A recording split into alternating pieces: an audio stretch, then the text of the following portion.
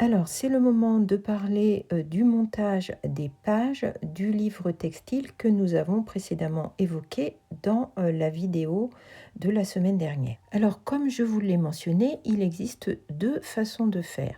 Soit monter totalement le livre, couverture y compris, et broder et venir voilà, y mettre ce que vous souhaitez ensuite.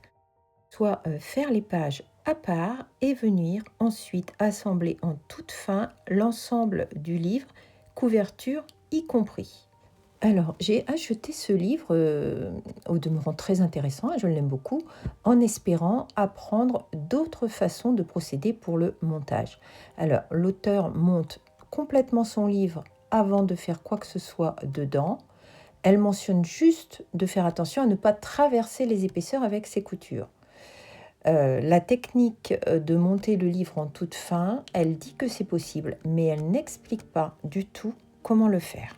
Alors, la technique de monter le livre avant, je l'ai faite. Elle demande de la rigueur, mais ce n'est pas infaisable, je l'ai dit. Alors, l'auteur, elle, utilise un molleton léger entre les pages, et je suppose que c'est une des raisons pour laquelle c'est plus simple de ne pas traverser les épaisseurs. Alors, pour un livre comportant 12 faces à broder, ce qui est donc parfait pour un livre annuel, il vous faut donc 3 feuilles. Considérant que chaque feuille est en double épaisseur, eh bien il vous faut 1, 2, 3, 4. Il vous faut 6 éléments, comme vous le voyez ici, de feuilles que vous allez venir assembler. Je vous conseille d'en marquer le centre, ici avec un stylo effaçable à la chaleur.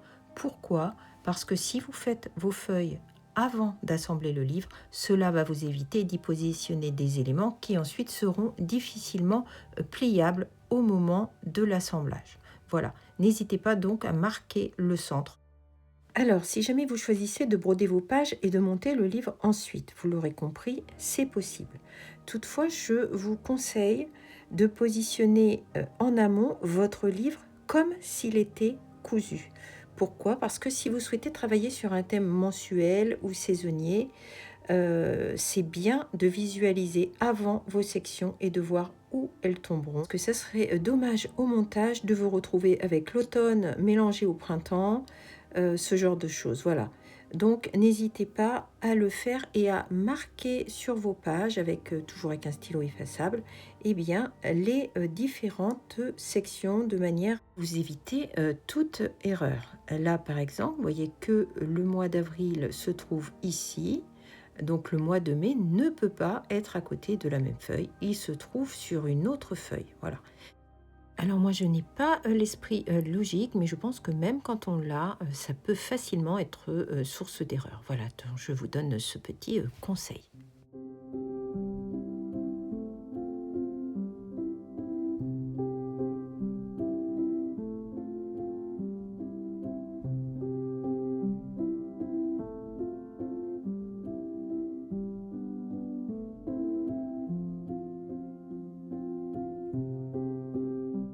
Alors, si on le souhaite, on peut, pour ce type d'ouvrage, ne pas être trop rigoriste, j'ai envie de dire. L'auteur, d'ailleurs, le mentionne. Vous pouvez faire des pages qui ne soient pas exactement les mêmes au millimètre près, ce genre de choses. Cela ajoute beaucoup au charme de ce type d'ouvrage. Alors, évidemment, tout est aussi histoire de goût personnel. Vous pouvez aimer avoir quelque chose avec beaucoup plus de netteté. Chacun fait comme il le souhaite, bien entendu, je l'ai déjà évoqué. Alors, pour cette fois-ci, moi, pour ma couverture, j'ai envie de couture accrue, c'est-à-dire non retournée. Si jamais vous souhaitez retourner votre couverture, pensez à découper le petit surplus de couture de l'angle, retourner, repasser l'ensemble, insérer votre molleton et fermer votre couverture. Moi, je souhaite obtenir l'aspect effiloché. Donc, j'ai simplement fait une couverture de base de manière à pouvoir vous continuer à vous montrer la suite du montage du projet. Je viendrai l'agrémenter un petit peu plus tard.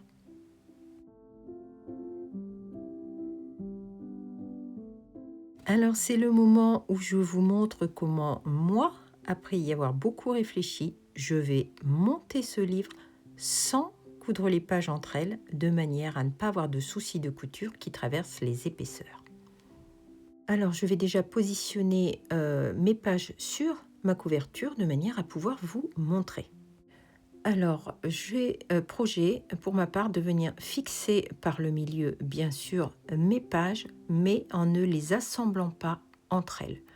Comme je souhaite faire un assemblage accru, je viendrai tout simplement fermer ensuite les pages par la technique de mon choix. Ainsi, je n'aurai aucun problème de traverser le tissu. Donc, fixé par le centre, nous en reparlerons de manière à ce que je vous explique ma technique pour gérer les épaisseurs et venir ensuite assembler les pages entre elles, envers donc contre envers. Voilà, je finirai par un petit point, je finirai par de la dentelle, je ne sais pas.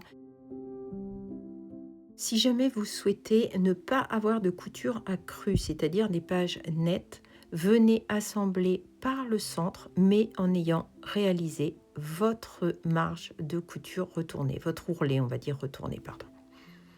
Je me répète, venez assembler par le centre et au niveau du centre, assemblez déjà avec vos 2 ourlets tout en laissant le reste libre, pour vous permettre, pareil, de n'avoir pas à gérer une traversée éventuelle des tissus. Vous voyez, là, je pense que vous comprenez. Ensuite, une fois votre page brodée, vous viendrez fermer avec la technique que vous souhaiterez. Il en existe une multitude, je vous en ai déjà parlé également. Alors, croyez bien que j'ai longuement réfléchi à la manière de monter un livre, de travailler dessus sans réellement l'assembler pour que cela reste simple. Voilà, utilisez la méthode que vous souhaitez, vous avez tous les éléments. Nous reparlerons un petit peu plus tard de l'assemblage de la couverture.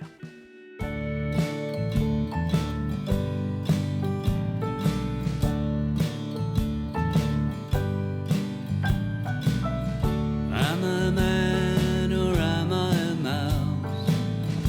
I'm a man, I'm sorry to say. That's what makes me weak. That's what makes me doubt what I speak. It makes me doubt who I am. Am I a man?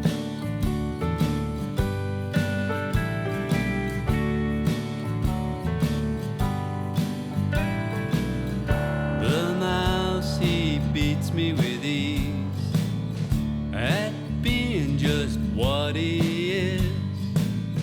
Though tiny and meek, he does not doubt what he squeaks, he doesn't doubt what he is.